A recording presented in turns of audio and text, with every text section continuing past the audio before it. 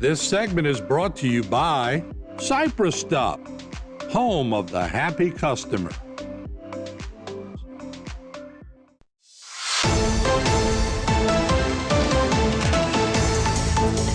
Hey everybody, welcome back into Bayou Time. Harry McCullough here. Twice a year over there at the Southdown Plantation.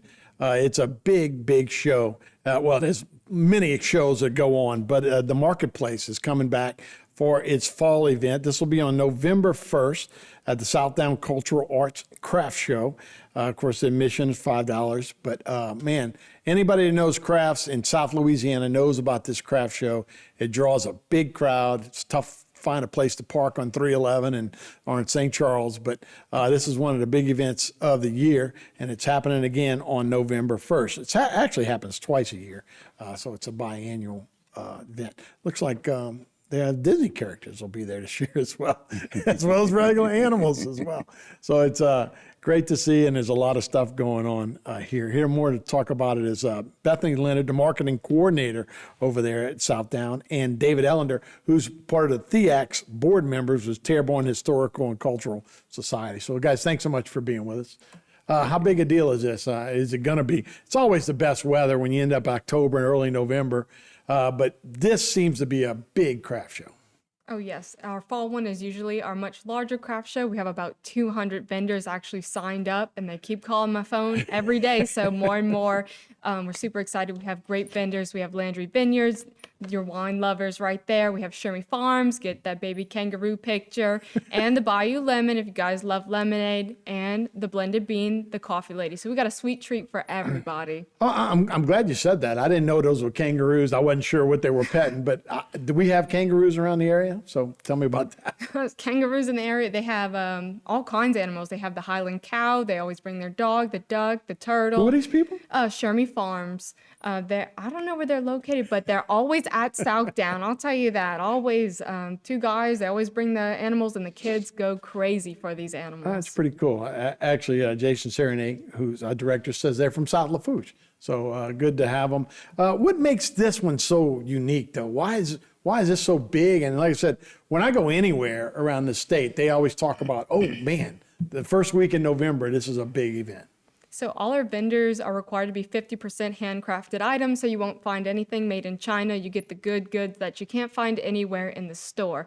So these people make genuine items, and I shop. I spend about $200 just shopping with my vendors. Every time I get the list, I'm super excited.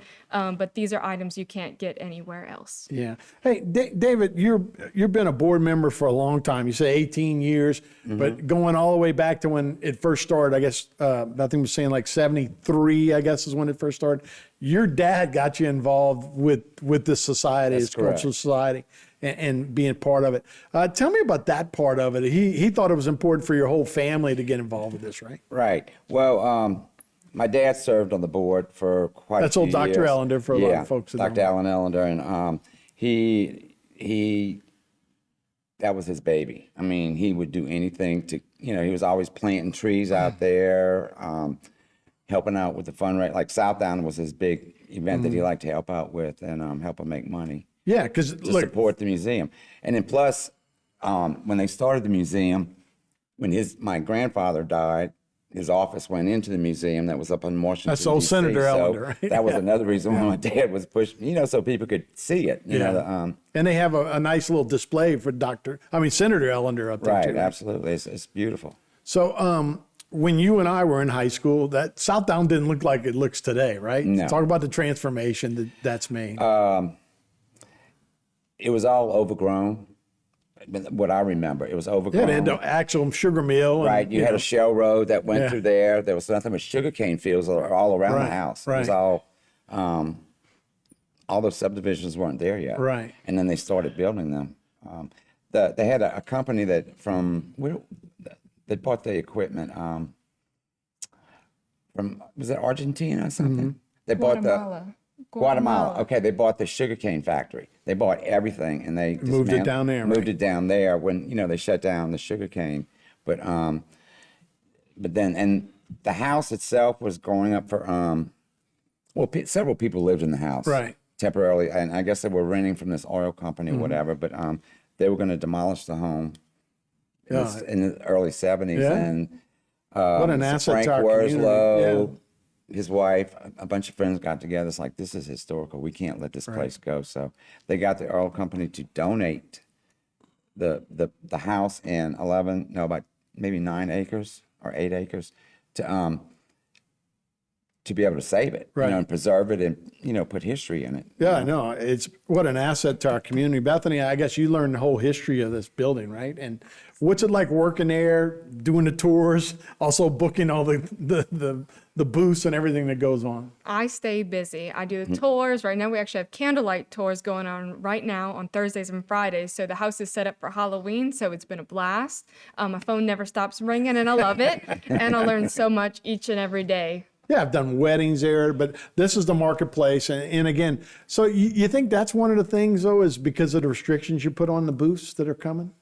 Oh, yeah. It's definitely one of a kind. You can't go anywhere else. We have vendors that have been there for 40 years, and they're going to stay as long as possible. Yeah, and you've got bands. Like I say, it's so much more than just a craft show, right? Oh, yeah. We have actually, Food, entertainment. yeah, Five Alive Band and Mr. Ben Bourgeois will be under the pavilion at the food court, so come check them out as well. That's awesome. And again, that'll be November 1st. It's always the first Saturday in November, and then I guess like Palm Sunday. Palm Sunday. Palm Yeah. Saturday, the week before, day before, yeah. Those two. So Yeah. it's one of the best events. Man, I'm sure y'all take everybody that wants to come, right? Absolutely. All right, guys, thanks so much. Appreciate it. All right, we'll be Thank right you. back with more Bite Time right after this. This segment was brought to you by Cypress Stop, home of the happy customer.